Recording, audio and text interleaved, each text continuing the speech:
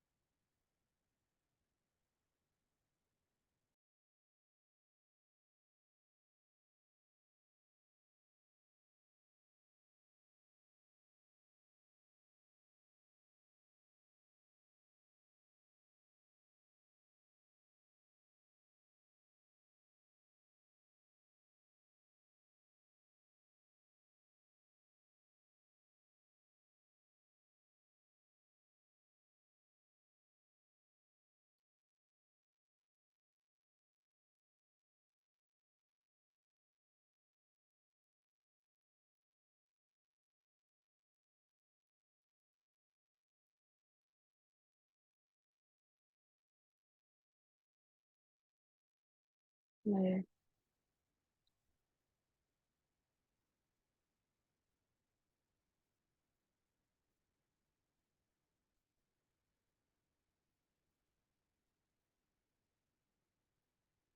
Okay.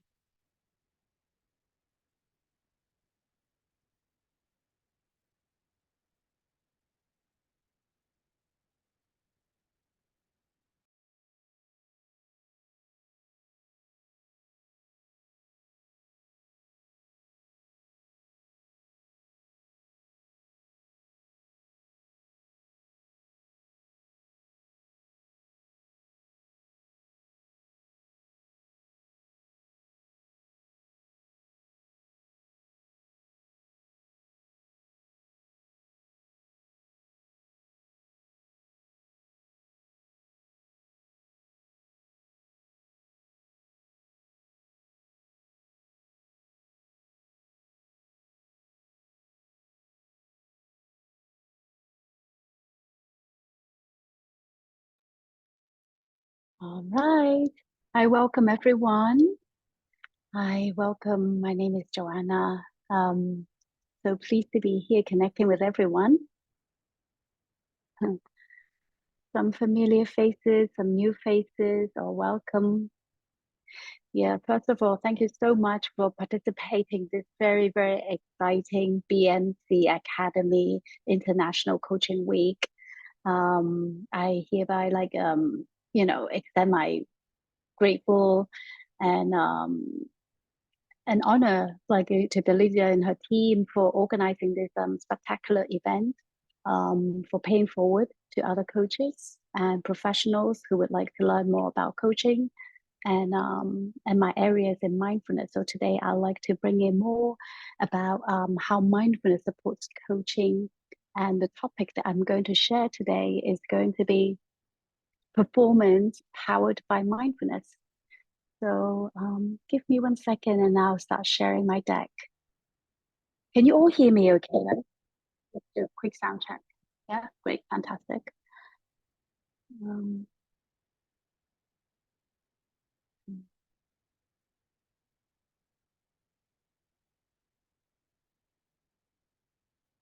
um,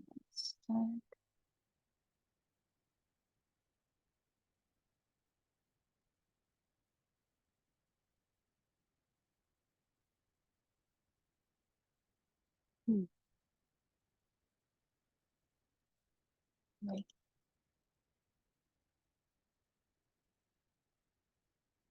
Hmm.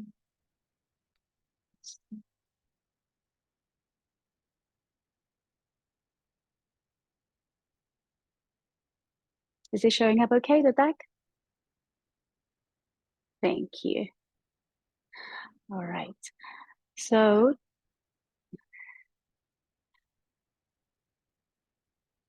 hang on, let me see. Just have a quick check that the leader and Chilean, if people are coming in, you're admitting them, right? I see people coming in. Great, thank you. So yeah, welcome today to this first sharing for the exciting week to come. And today I'm going to share with you about performance powered by mindfulness. So as you can see in this deck, at the cover, that I one thing I really wanted, in this session, what I'm going to talk about, it's a few things. I'm just going to give you a quick run through. So first, some of you are familiar with me, some of you aren't. So I'm going to give you a quick introduction of me, who I am, and then we are going to talk about what does it mean of performance, and in my perspective, what performance means, and how mindfulness impacts it, and what are the tools that we can use to up our game, so to speak. All right. So who am I? So this is a very long way to say who I am. So I first start with like what I've done professionally.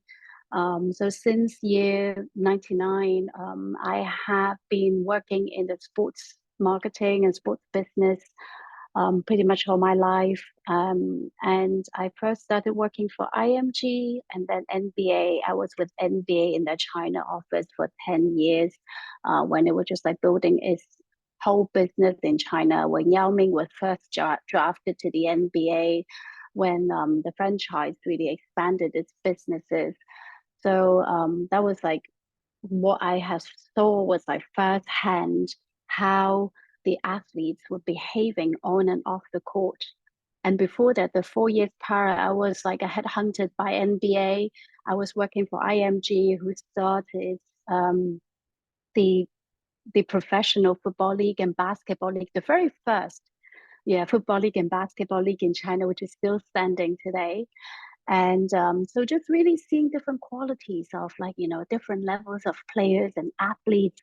And what I have observed over the years is like, while their inborn talent, so you could say, um, can be quite similar or within the within the very similar range, what really sets them apart really are the inner game, the mental game.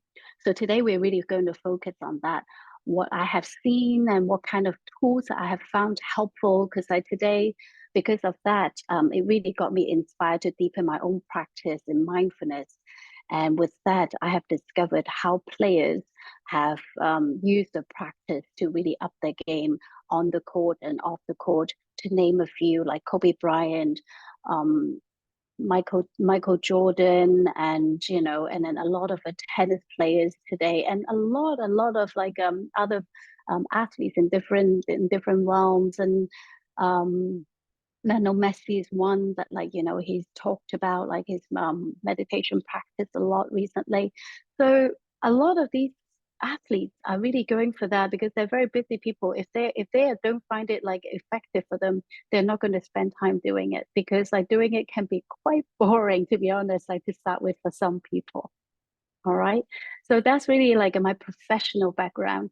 And because of how I got really interested in watching the players, and especially after watching Kobe play in Beijing Olympics in 2008, I used to think like, he really keeps things to himself. And there was like kind of like a mysterious aspect to it. But when I really like have looked at him off the court and on the court, I really have noticed like how he really like, keeps his practice, really like keeps his practice to keep his presence where he is, because, his mind is like focused in a lot of times. He was very, very different from other players that I have met. That's what I can say. And so I got certified by UC Berkeley Greater Good Science Center to be a mindfulness teacher, which was a 2 years program.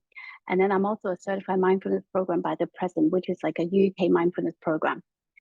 So, and then over the years, I have joined like many retreats around the world, and then also got training and workshops from other mindfulness programs founders. For example, the mindfulness-based stress reduction, mindful self-compassion, which is really important. But like, I would talk a little bit about it. It can be touchy, feely thing for like, a lot of the performers, but I think it's essential for every human being. And also mindful eating, which is very important for athletes and performers, and mindful athletes, which is conducted by the very, very same person, George Mumford, whom I'm going to talk about a little bit in later in my deck.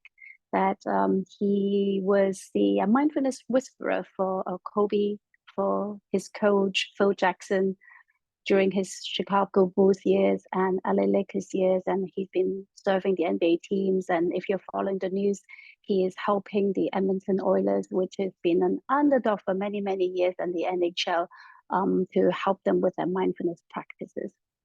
And I'm a big advocate for mental health because I think mental health is a very long spectrum for someone feeling very, very well to a little bit stressed to anxious to someone who's really needing help. And I have set up a self-care reset community together with Beijing Mindfulness Center. And I am also promoting well-being through that community, and also serving a wider audience through the China Association for Life Care Mindfulness Profession Council. For example, we have done a lot of work with medical care professionals and their families, during COVID time in Wuhan. Okay, so that's like a short snapshot about me, who I am. And then, so what we're going to talk about today, peak performance. I think everyone wants to perform, huh? Everyone does. And the thing is, everyone wants to perform in every aspect in life. So just like, man, we all know how many hats we all wear. For example, I work as a mindfulness teacher, coach, and mentor. And I am also a mother. I'm a daughter. I'm a friend. I'm a wife. I'm wearing many hats. And then, in this today's world, everyone is expecting, we are expecting ourselves to do well in all these buckets. So in a way saying peak performance, which is fantastic. And at the same time, it's also close to the point where it's almost like a synonym, maybe not exactly, but it's interchangeable of the word perfection, which I hear a lot. When someone does well, on the court or the track, that you can hear a lot of times the coach would say perfect. Perfect is really the word people chasing for. But my question is, and what I would like to invite you to reflect is, rather than seeing performance as peak performance, is it another type of performance, which is optimal performance, sustainable performance? How the world is going so fast, and everyone is reaching, a lot of people reaching to a burnout stage. As you see the mountains here, the peaks here, maybe certain people are raising, achieving to the peak. But just like athletes, any best athletes in the world, they won't be at that top peak forever. So it's about how to pave the way, forward, and also how to prepare themselves, to get into the game, but also afterwards as well. So one story that I heard from a very well-achieved woman, very wise woman. She's a partner for one of the world's largest banks, and very successful in her career, a loving mother, and a loving wife. So she shared that, what she really loves about her job and how she approaches her job is not to chase for perfection, but really to see it as a different opportunities to take risks, to have fun, to play with it. She's one of the very rare people who was able to jump from different department, different roles over the years, where there are a lot of experts within the organizations who are amazing as well. that she's done, many different roles. And then the attitude of like going in there is like, I'm just going to go and see, I'm going to go and play and see what what skills I have built over the years with the other things that I have done, then I can pave my way for another thing that I'm going to do. So it's just like, she adds that kind of like playfulness to it. And she also feels that, how this story is like, how her career is like, one day she's not going to be in her job forever. So one day when she's ready to go, she's going to look for the next thing that excites her. All right. Just like, and I have met so many athletes who are at their peak, and I've had organizations talking to me about their concerns, what their athletes are going to do when they retire. Because as you probably know, a lot of athletes retire very young, unlike other jobs, like, more conventional jobs. They retire in their 30s and their 40s, the latest. And then so like, what do they do? And in a lot of places, there's not a lot of opportunities for them because of their experience outside of sports. But it's about like, how to pave the way, how to make the performance to be optimal, how to be sustainable, how to pave the way. So it's not just about reaching one point, getting that gold medal, but all the lessons that they have learned along the way, how they can keep them as life lessons and how they can share with others as life lessons or use it as like a lesson for their next chapter. Does that make sense?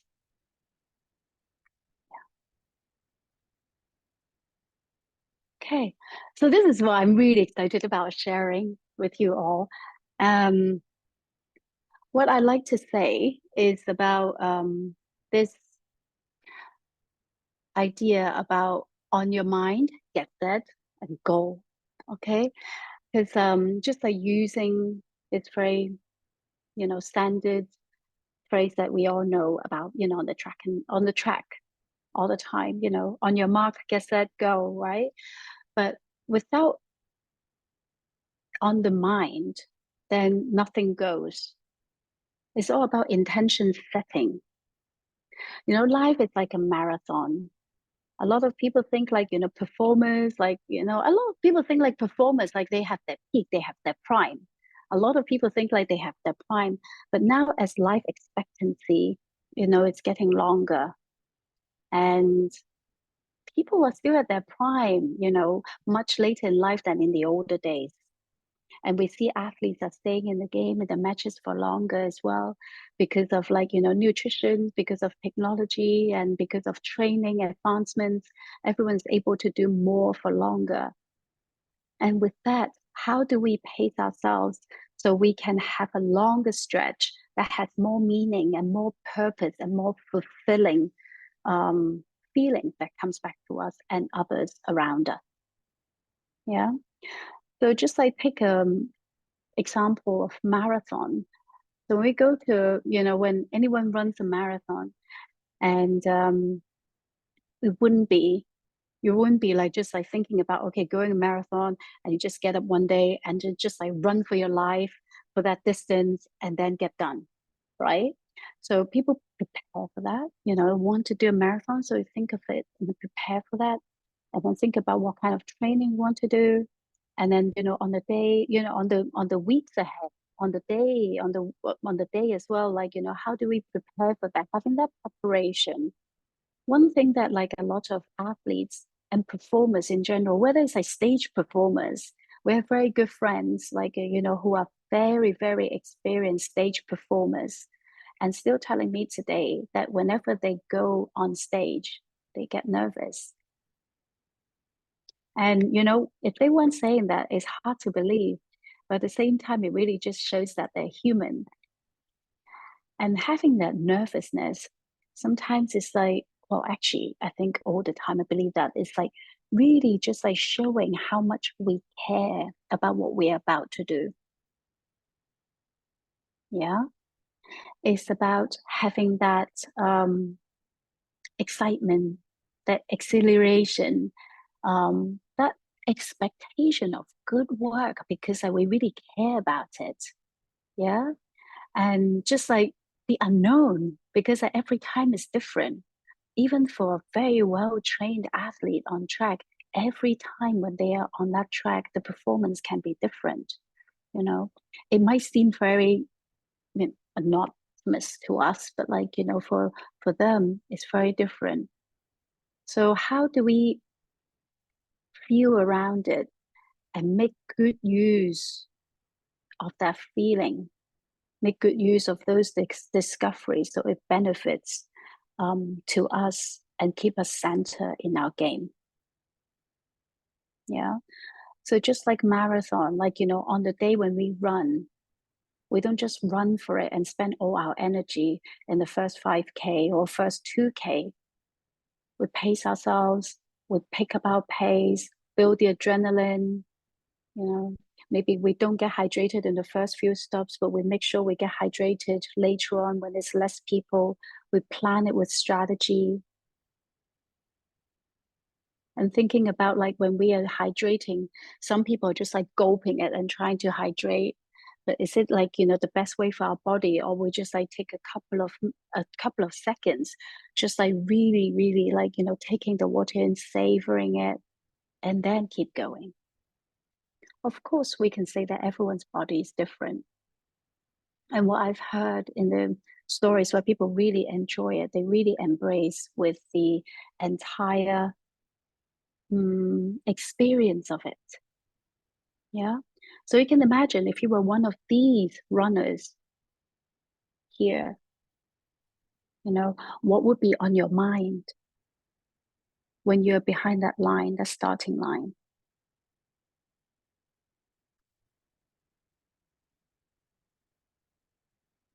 What are the feelings? What are the thoughts? How about the body sensation? The heart, the heartbeat, is it slow or fast?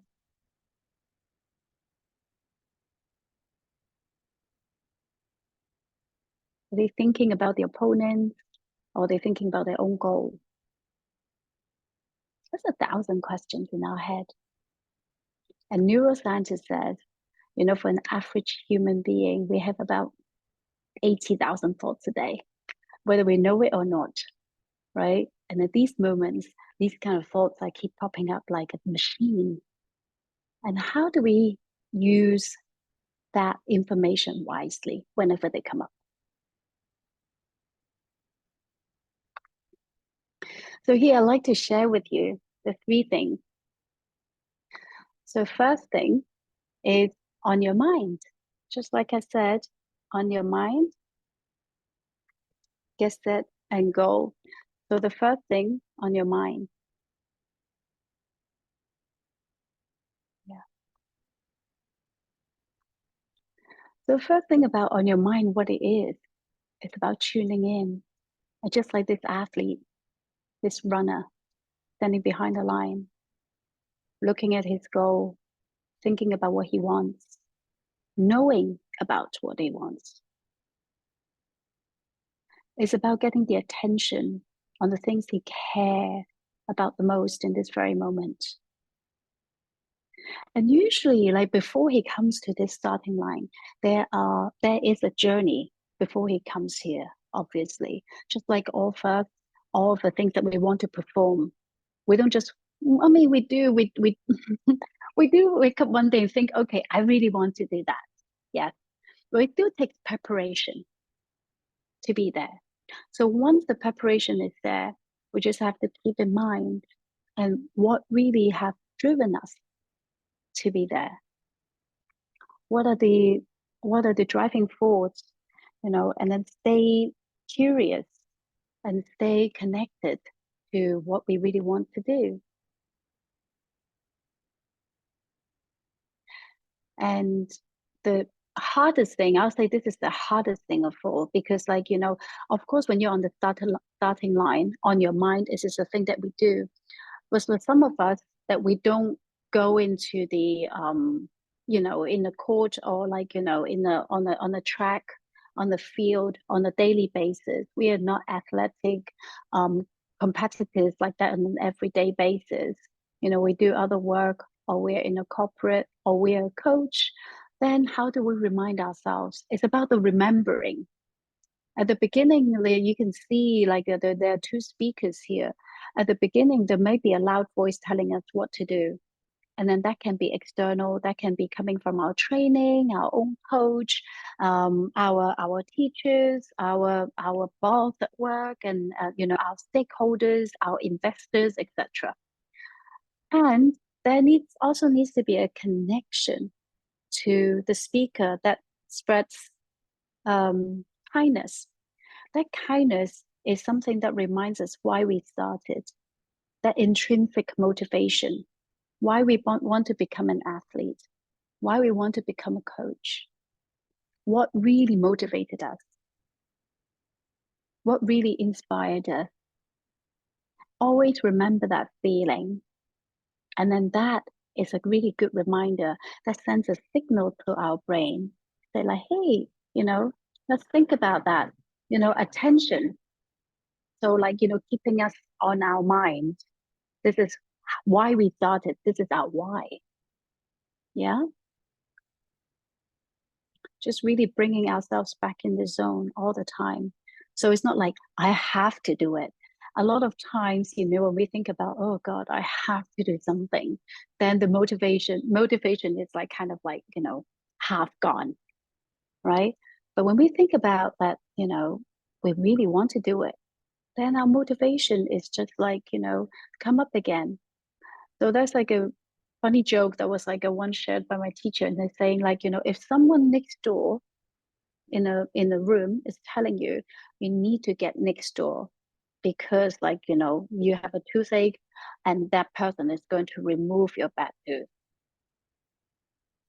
and god, like no one wants to go in, everyone drags their feet going into that room. But if someone is going to tell you next door, oh, you should go to next door, there's like a lottery going on, it's like a gift for everyone,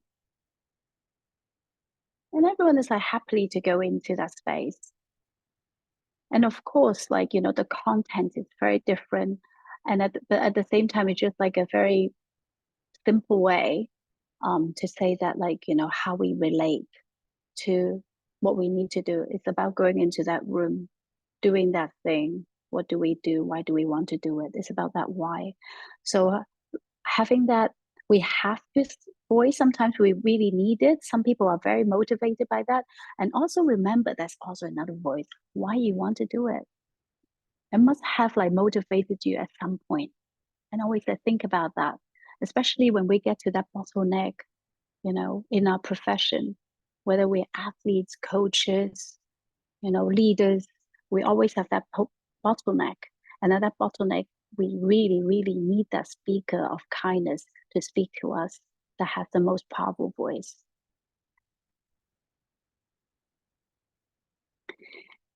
And then the next thing is get set. So get set is a really fun part. I really personally love it so much. You just imagine an athlete just like getting behind the line, you know, he or she or they is like, on the mark, on their mind, they're thinking about it and get set.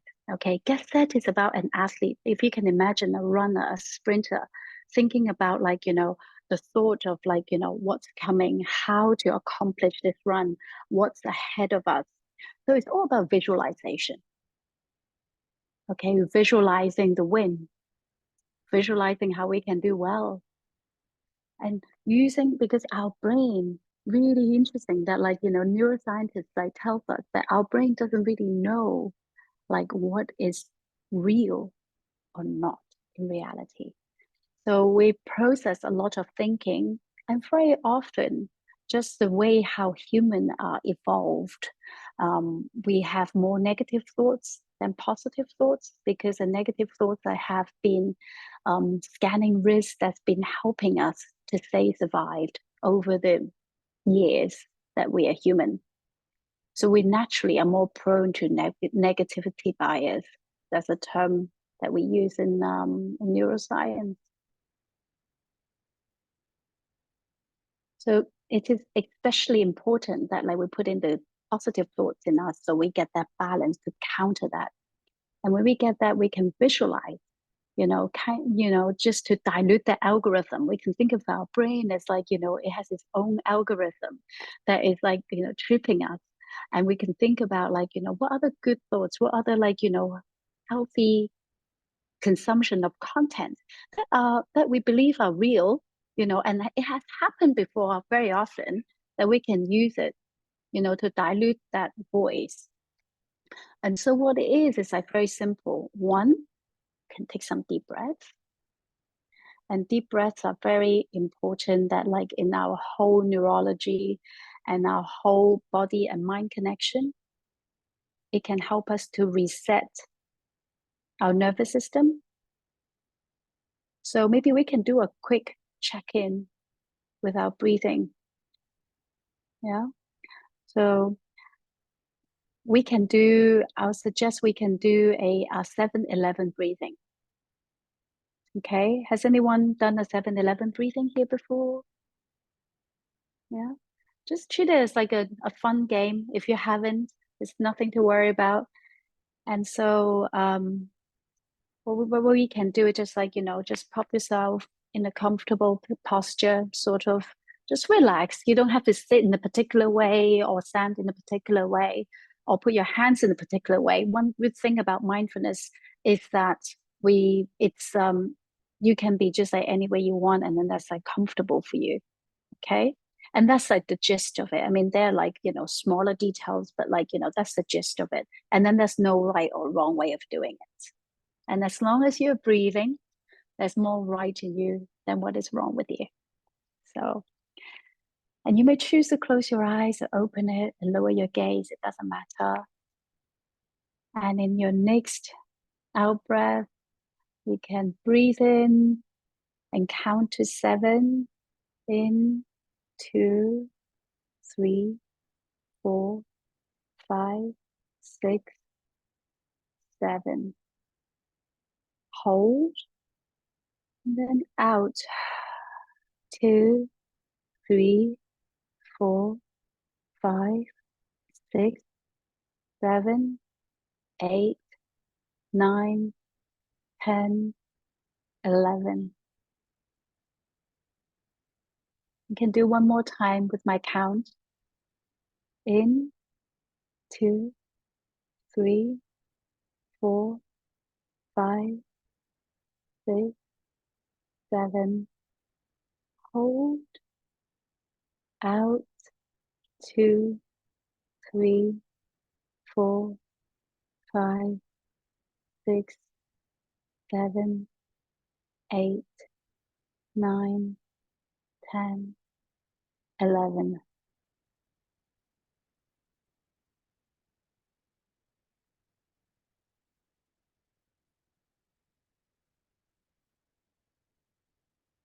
When you're ready, please feel free to open up your eyes and return to our space together.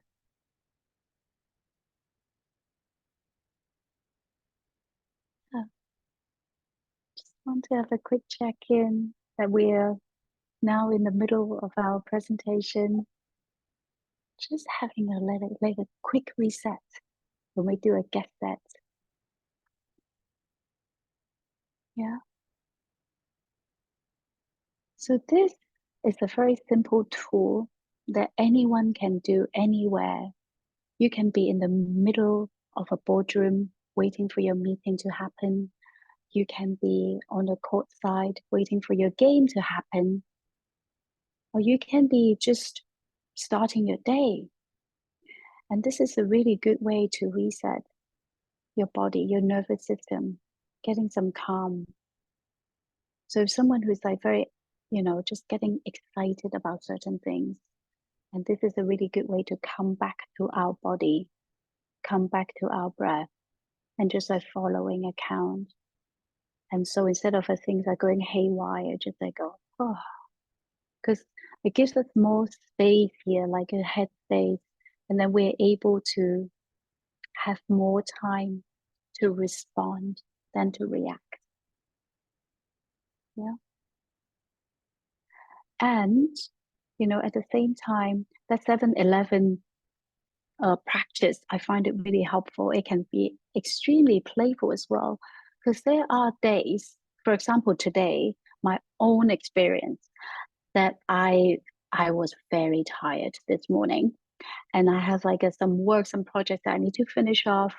And because I had a very bad upset stomach, like from probably too much coffee a couple of days ago. So I couldn't take coffee this morning, and my eyes were literally going like this. And so I was like using this practice. Instead of doing 7-11, I did 11-7.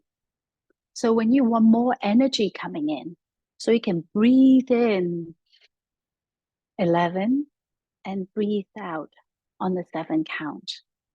So you're inviting more energy and oxygen coming into your brain and just like releasing. That helps you to boost your energy. So these are the tricks we can always use. I mean, you know, we can't be relying on coffee and caffeine, so, all the time. Well, at least I can't. So like, the days like when I feel like, oh, I really shouldn't have that second cup of coffee, this is the kind of tools that I use to help in my daily life. Yeah. So this is a breathing that I find very, very helpful. The second thing is like the feet on the ground. I love that. And I love the fact that like, we most of us here, like, live in like, we're blessed to live in places like where we have like firm ground on under our feet most of the time or all the time. And it's just nice like to feel whenever we feel like there's like a nervousness or there's an agitation or there's an uneasy feeling, whether we're meeting or starting a presentation or a game before we step on a big stage. This is like a good thing to do, just like standing up and then do a boom, and then dropping all our weight onto the feet and letting the ground carry that weight. Yeah. And some scientists believe that because, like, the feet is the furthest part from our brain because we tend to overthink a lot. And so, like, putting our attention on the body, especially on the feet, that's away from our head, that really helps us to not think over here too much. Because if you think about it, if we're about to perform, we have everything we need to do what we need to do. It's just like the head is getting in the way.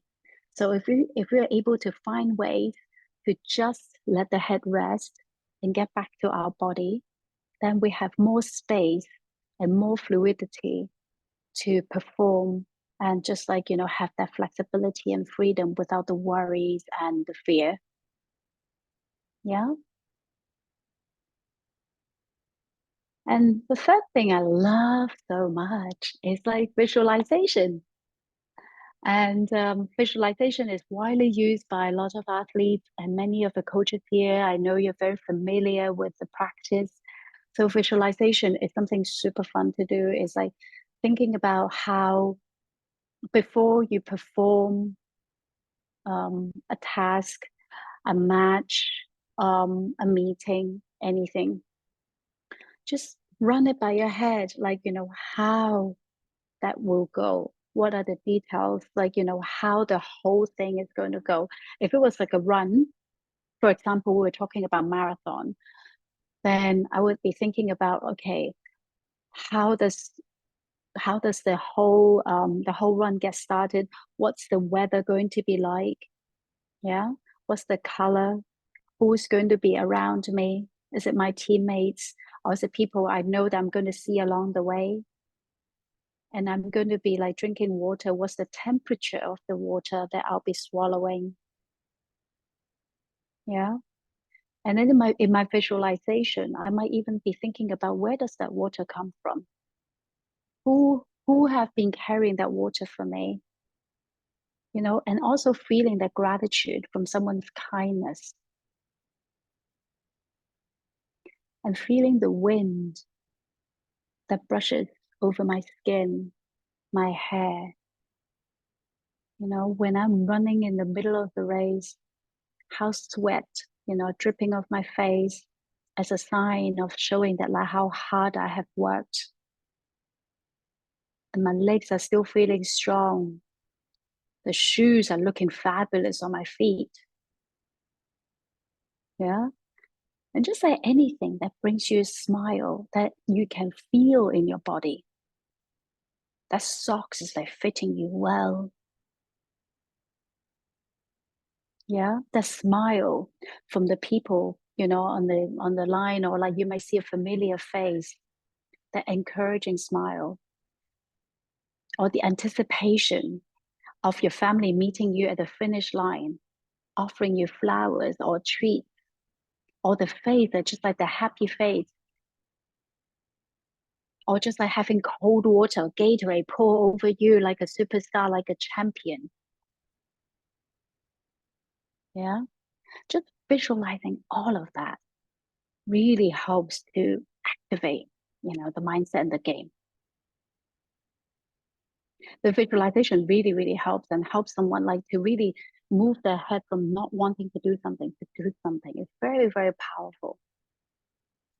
And you can see in the middle photo here how a group of children, they before they start their game, then they would be like, they will huddle together, and then they will be like, just being together and then getting ready for a game together. They're all synced up, getting set up with your teammates, looking at their eyes, knowing that like I've got you, we've got each other, a look, a hand gesture, just like the way they say ball, they know like who they're gonna pass it to. Yeah, that kind of chemistry. Of course, it takes a lot of practice beforehand in training. But when we want to perform, these are the things that will be done already. And then there are many performances actually, it's not just like a one-time thing. It's like connecting the dots. We do it like a training the same way, at different times we're connecting the training. We're just basically doing well each time and then connecting it together. That's what performance is. Yeah.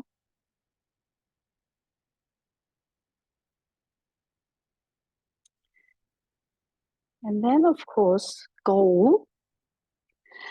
And goal is something that I find really fun, um, because it's in this photo, I superimpose this photo because at the beginning the photo says like goal is this way.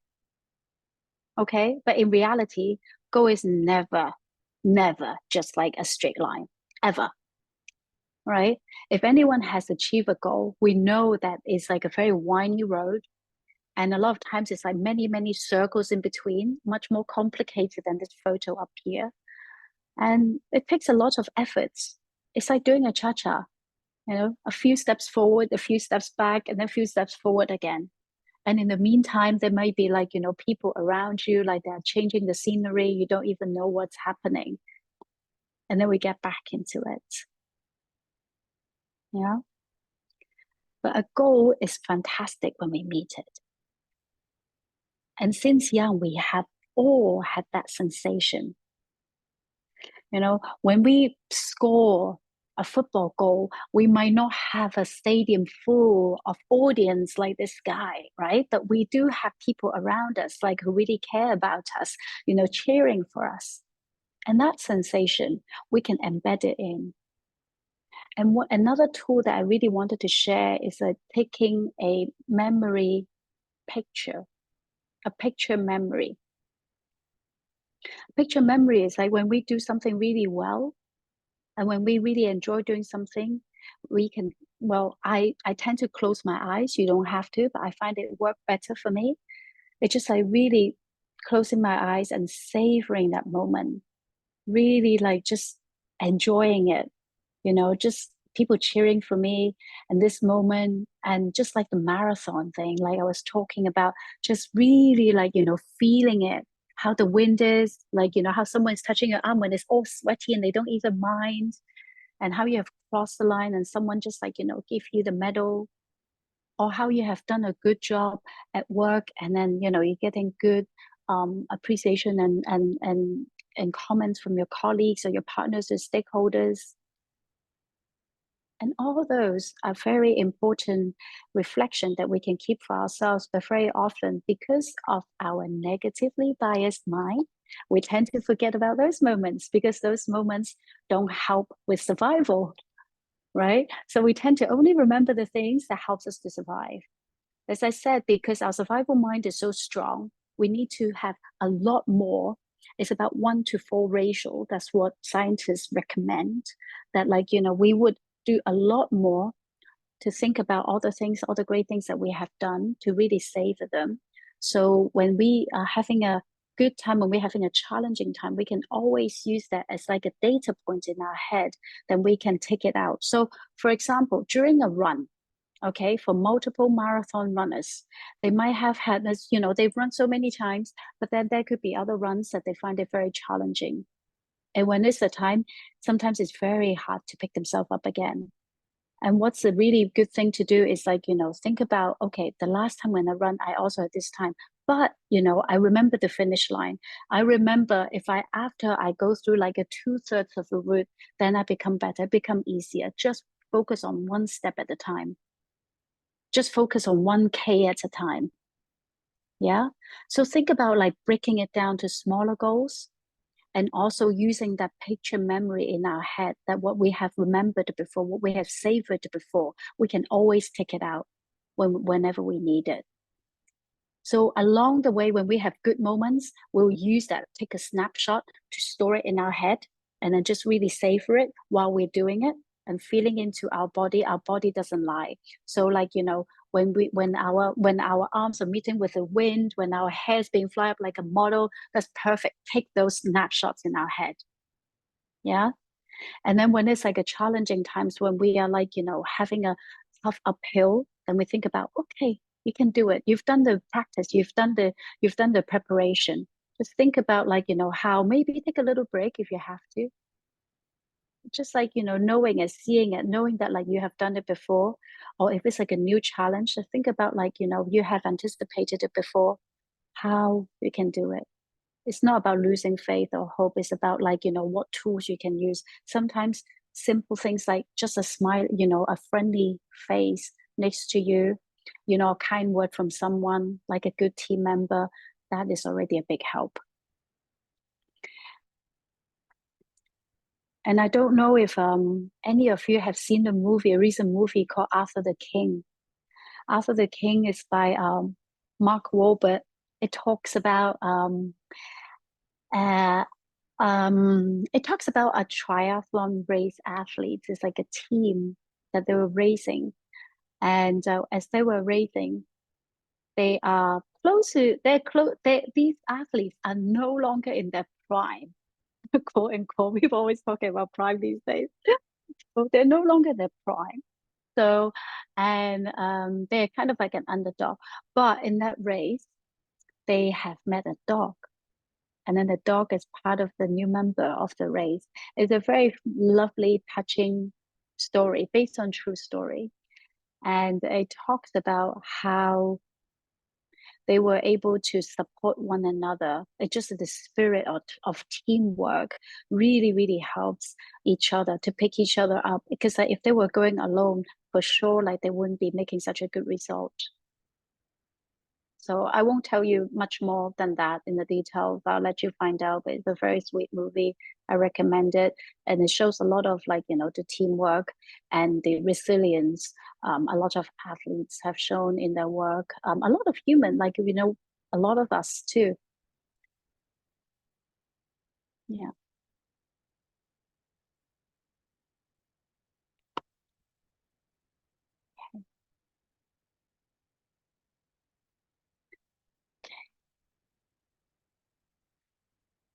yeah.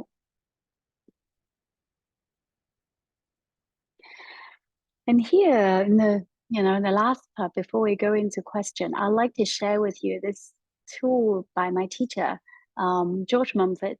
He is a mindfulness whisperer for a lot of athletes. As I've mentioned, Kobe, Phil Jackson, Michael Jordan. I'm a huge fan of his work. And one thing that he has asked, his students to always reflect on is micro. You know, So always checking in, how we check in is like, always checking in. Am I motivated? Am I interested? Okay. Am I confident? Am I relaxed? And am I observant? I tell you, these five things sound so simple and it's not easy. Yeah.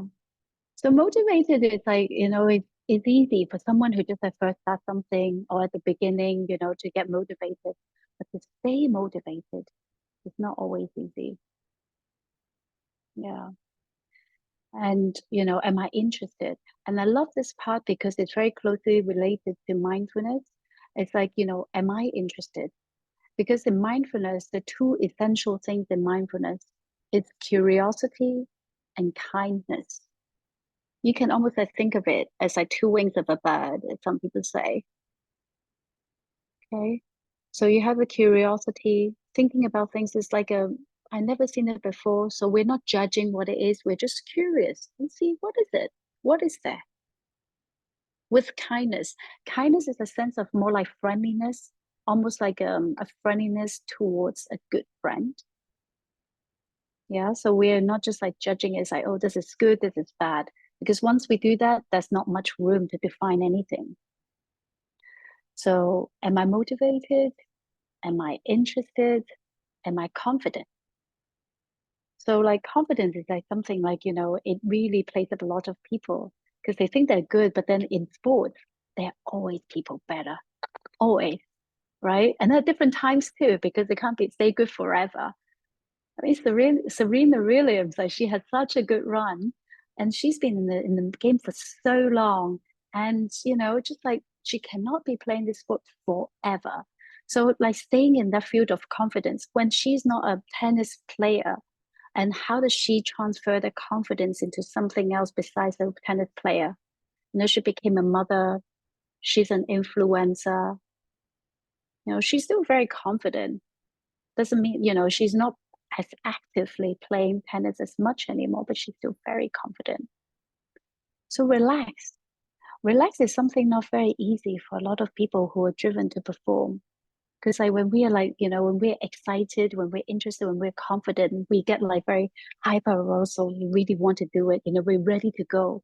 But also having that state of relax, it's like kind of like keeping us in check, kind of like bringing us back to planet Earth a little bit, getting us back on our feet a bit.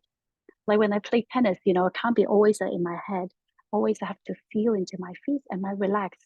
My feet are telling me whether I'm relaxed. When I'm not relaxed, my feet are frozen. I can't move them. Yeah. So like this is something that we can always check in and see how our body moves. It's very good to use this, our body, our tools to really tell us where we are. And then also, am I observant? Am I observant of how my body is, how my thoughts are, any emotions arising? And if I'm playing, or if let's say I'm running, yeah, I'm on my lane? Am I also observant of my competitors on the left and right sides of me? Yeah. When I'm playing tennis, when the ball is being sent back from the other side, do I know which way the ball is coming? Or am I observant, like, and when I see my teammate on the court, am I trying to find space that I can have more space for the teammate to send the ball to me? Or am I just going to the expected places? Yeah. So just like all these are giving us the discernment, the the wisdom to really think about like, what are the options? Because mindfulness is really about like thinking about, okay, what are the options? How am I doing? Having the awareness is really just about having awareness. And what are the choices in front of me? What is the best action that I can take?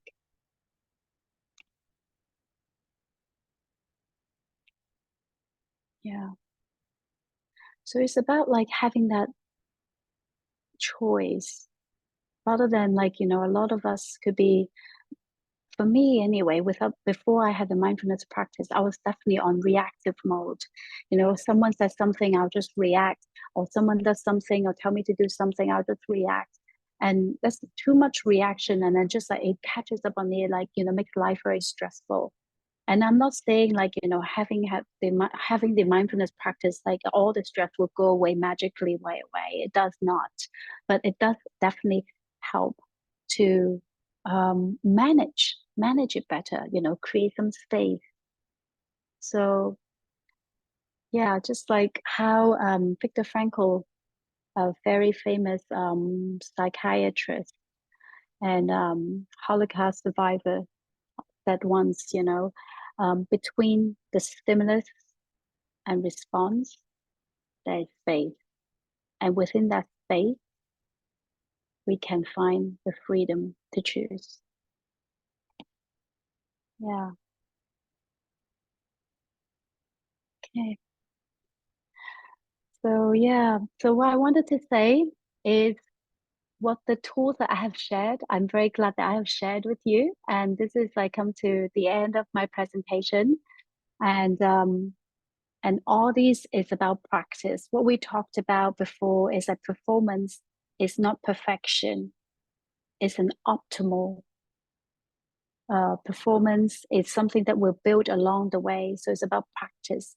So practice makes progress, and progress is sustainable performance. So yeah, thank you. Now I'd like to open the floor. Thank you all so much, and see if anyone has any questions. We have about, well, close to 10 minutes. And then if anyone has any question, or well, actually 6 minutes, sorry. If anyone would like to have any question, to ask any questions, please feel free to ask them. I'll do my best to answer them. I have a question, Joanna. Thank you for this Thank you. amazing presentation. A lot of insights and notes that I took. And I'm curious if we take the whole aspect of professional athletes, they have time when they're competing, and they have time when they are resting. And often, the more professional they are, they know in advance which competitions they're going to go into. How can we bring that into life and work when we actually don't necessarily know when we are competing? When is it going to give us these life challenges? Sometimes it comes in a very unpredictable way. Is there something that we can learn from athletes from that perspective? Thank you. Yeah, thank you for that question. It's a great question. We think athletes, like they know, they have more predictability in a way that they do. And also, depending on the discipline of sports that they do, a lot of times they don't. I mean, imagine if you're in a football match or like basketball game, like, you never know, like, even though you know the team very well, but like, the play is so different every time. And people can get injured, and there are so much uncertainty. I think actually sports is like a miniature of what life really is. Yeah, like in life, like we have our own rhythm, our predictability in terms of the rhythm we take. We wake up, we have our morning routine. We have our breakfast. Maybe like we send our kids to school, and then we start our work, and we have meetings, and we have that rhythm. But within each part of them, there's still a lot of unpredictability, right? And I feel like this is what the practice is. What I said earlier about that, like that on your mind gets that goal here. Oops. This, I feel like this is like the concept that, like, when we get to goal, we get stuck. Then we go back to on the mind. This is the loop. We go back to on the mind. We think about, okay, this is like, not working. What can I do? Let's take a moment. Like, the breath work that we just did, like the 7-Eleven. Yeah, those are exactly the mini tools that we can use. I mean, there are thousands of those tools, that I share with my client. And you are also a very good expert on those tools about like, how we can use that as a way to anchor ourselves so we don't get tripped up by our mind. Doesn't mean the situation is less hairy, but like, we will have more agency and more headspace to handle the situation more wisely. Yeah. Does it help to answer your question? Absolutely. I'm hearing that it is all about really how to manage uncertainty, unpredictability, and just not to be fixated on one end Yes. result. Yeah. Yes. Thank you so Yeah. much. Yes. No, thank you. Thank you for that question.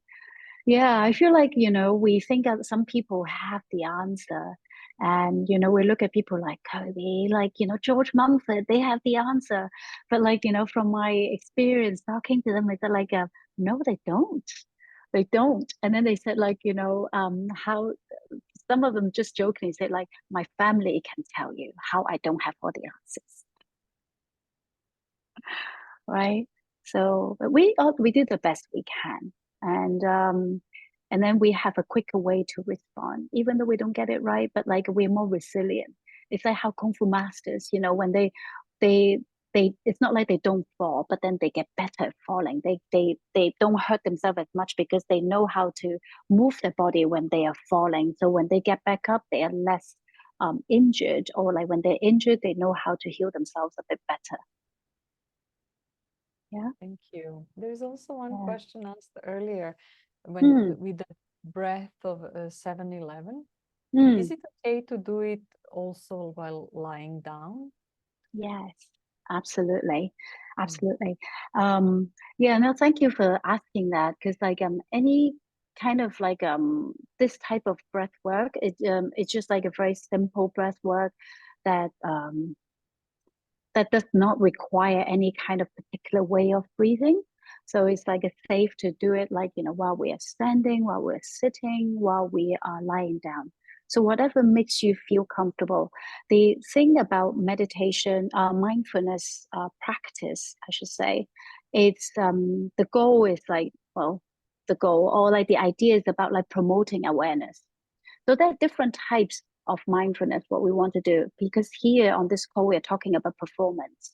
So like the idea is about like bringing in, cultivating that awareness. So often when we are sitting up or when we're standing up, we feel more alert than we are lying down. Yeah. But of course, like, as I said, like when we need to have more rest, like, when we feel more tired, we need more rest, we might want to lie down. Yeah, so we can choose our scenario like according to what you need. Like for example, this morning, because I was very tired, I need to do 11-7. I need to breathe in more oxygen in the in breath and then breathe out the 7. And then I was doing a sitting up and I was like actually even stretching because I really want to invite that oxygen coming into me. Yeah. So I hope like I helped to answer your question. Thank you for this. Yes, thank you. Thank you so much. I think maybe we are coming to the end of this wonderful presentation. If anyone would like to connect with Joanna, you can do so by scanning her QR code or sending email. From what I know about Joanna, she's very open and willing to support. And what a wonderful work and also application of mindfulness and that you're doing with top performers, and actually, as I know, you're also bringing it to children and students as well. So Yes, yes. Thank you also so much. Like this has been such a privilege, and I'm so happy that I can spend this evening with you all with this like what I have learned. One thing I wanted to mention, I'm sorry about my email address. Like there's like a G, there's a Y missing in my name, so I just typed in my email address in the chat if anyone wants to reach out. And yeah, and I'm also on LinkedIn and Instagram if you want to reach out to me. I must say that like these are the platforms that I started to use recently, because like, I really was like, against not to use that too much social media. So judge the content, not the numbers, and then see what we find out there. Yeah. Thank So you so thank you much. all. And thank you for kicking off our coaching week. Tomorrow we start with my presentation, and then we have Roslyn, Bridget, and then Julia. So tomorrow is a packed day. We have 4 presentations. Again, all of them will be recorded. And we're looking forward to connecting with everyone all through the week. So stay in tune and stay in touch. Enjoy the rest of your evening wherever you are. Thank you, Dalida. Thank you, Chilin. Thank you, everyone, for coming. Have a great evening. Look forward to connecting soon. Take care. Thank you. Thank you too. Bye. Bye. Thank you.